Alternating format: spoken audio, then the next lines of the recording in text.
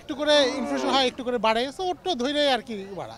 আর কোরবানি গরু তো কোরবানি গরু, এটা তো আর কোনো দাম, এটা তো আর ব্যবসার জন্য না। তো ওই যতটুকু আল্লাহ নিয়ত রাখছে ওরটুকুই, মানে আগের বছর এরকমই ছিল আসলে, খুব বেশি একটু তো বাড়বে এই হিসেবে আমরা মানসিকভাবে ধারণা এক বছরে যতটুকু হয় ওরটুকুই, ওর সাথে আমরা কিছু কিছু না।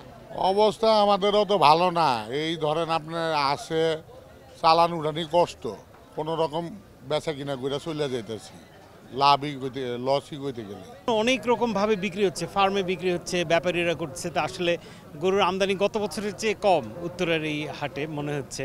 তো এখানে বড় বড় ফার্ম আসছে অনেক, আবার কিছু আছে ব্যাপারী অল্প সংখ্যক। দাম ঈদের আগের দিন সকালে দাম একটু বেশি লাগছে, হয়তো এটা বিকালে কমে যাবে। ধরেন যে গরুর বাজার এমনি খুব খারাপ, তারপরেও ধরেন যে মোটামুটি আর কি আমাদের লস হয় নাই, মোটামুটি চলে। সবাই ছোট গরু চাচ্ছে, বড় গরু দেখে দাম জিজ্ঞাসা করে চলে যায়। ব্যবসার লস হবে।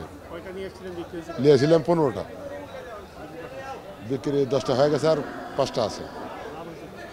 লাভ হয়নি, মানে আসলে বেচছি। আমার সবই লাভ। তাই মাশাআল্লাহ, ভালো। পালের বাচ্চা সবই লাভ আমার।